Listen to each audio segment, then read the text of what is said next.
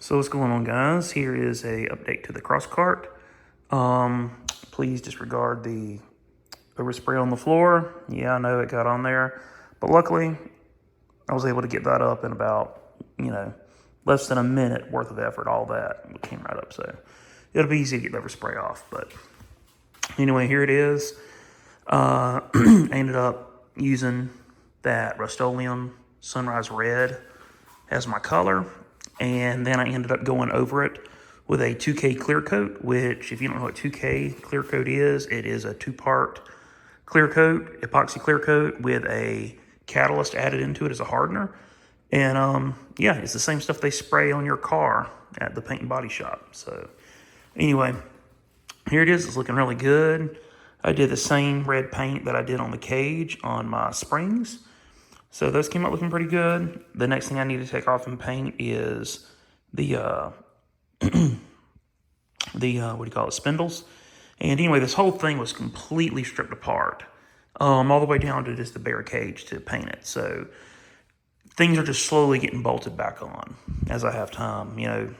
Kids and everything, you don't have a ton of time. But yeah, so the spindles are going to get painted next, and the bearing hub right here will eventually get painted. I think I'm going to do the spindle in bronze, the bearing hub in gloss black, and the brake calipers getting painted in red. And then I think the tie rod either may leave it this natural kind of golden color, or I may paint it bronze as well.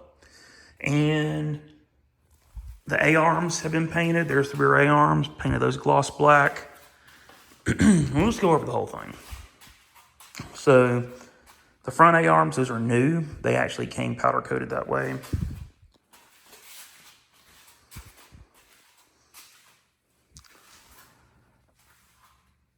Seats back in it.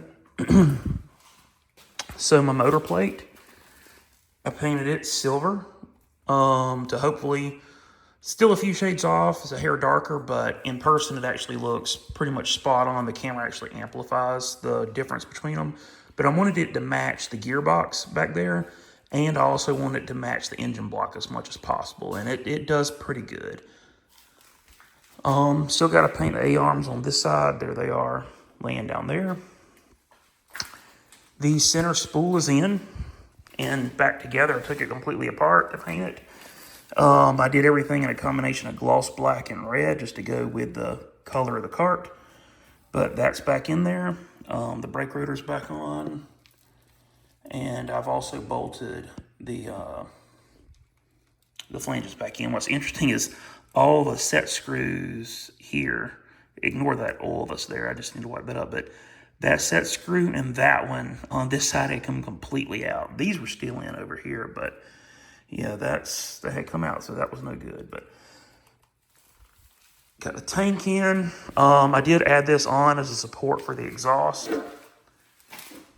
But yeah, there it is. So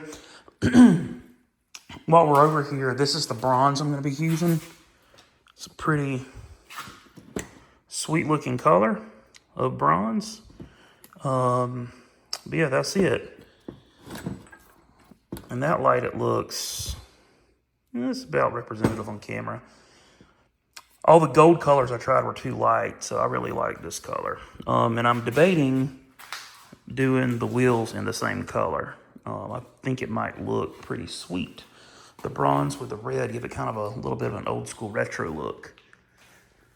The thing that's not old school and retro is going to be the whip lights. So these are LED whips, and I've got little American flags hanging off of them. I can take those off and put whatever I want on them. I probably honestly won't even run flags on this. I just tossed them on because it came with it. But here it is. I forgot to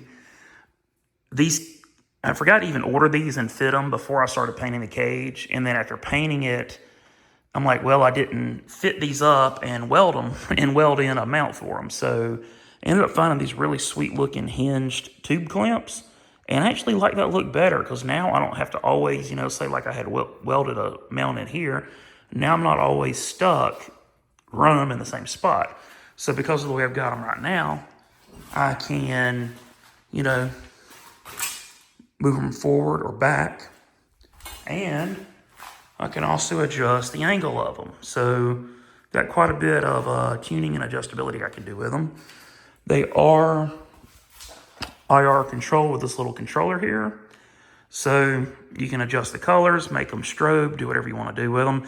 What's neat, I didn't even know they had this feature, but they actually act as brake lights and as blinker lights with this wire harness that comes. You know, here's your power and ground, and then the yellow and the green cables are signal for the left and the right blinker, and then the white is actually for your brake.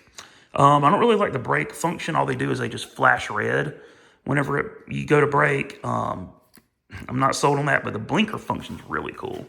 And the blinker just, it goes up the tube on each one as it flashes yellow.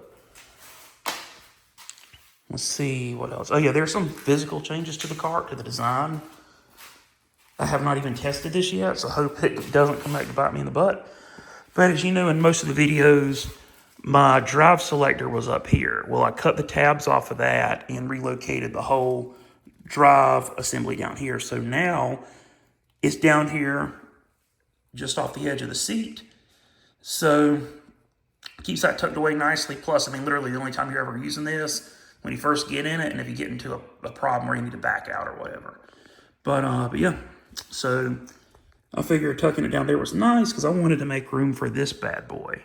And this is where some of the design portions are diverging at. So I don't have the pedals in yet, but that master cylinder there connects to the brake pedal, and that will control just the front brakes. So when you press the brake pedal, it compresses this master cylinder and only controls the front brakes, right? On a separate circuit, because you can see here, this little cap gives you a clue. Yeah, it's got a built-in master cylinder. This lever will control my rear brake. Now, I had an option. I could either run two separate systems, or I could get, because this is sold in two variations. One has the built-in master cylinder, which is only a few dollars more. Or I could have saved $5 and got the pass-through system that just has a literal pass-through valve back here. So when you hit the brake pedal up here, it runs these calipers, runs through a line coming up to here, and then tees off at the back of that and runs on back to the rear caliper back there. The pass-through's great and all, it's cool in theory, and still you can pull this and it only applies brake power to the rear. You know, the whole point of having this is to be able to drift, obviously. But here's my idea for having two separate braking systems. Or here's my idea for going this route with a separate master cylinder rather than going through a pass-through. And it's redundancy. So, you know, obviously the phrase 2 is 1, 1 is none.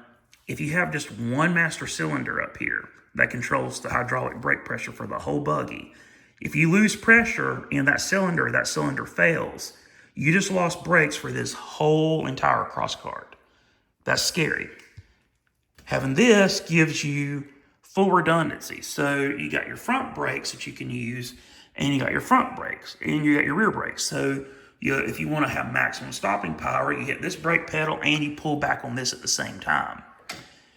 If you get a leak in that brake, you still have this brake system here left that should still be working, obviously, because it's a completely separate system entirely. The other nice thing about having this handbrake in is it also doubles as my parking brake with that little latch. So and this is why I mounted it up higher. See, a lot of guys mount these down here to the floor. Well, when it's down that far, it's kind of hard to actuate this catch here. And what that does, it acts as your parking brake. So when you pull your handle all the way back, you pull up on this latch and it locks around. It hooks on around this screw here, this bolt, and it locks it in the rear position. So then that that effectively acts as the hydraulic parking brake. To take off again, if you're leaving it on a hill, to take off again, simply pull back on it. The latch automatically drops out of the way, and you release the handle, and you're ready to ride. So, again, personal preference. Yeah, it's cooler to have a pass-through system, but it's safer to have a redundant system.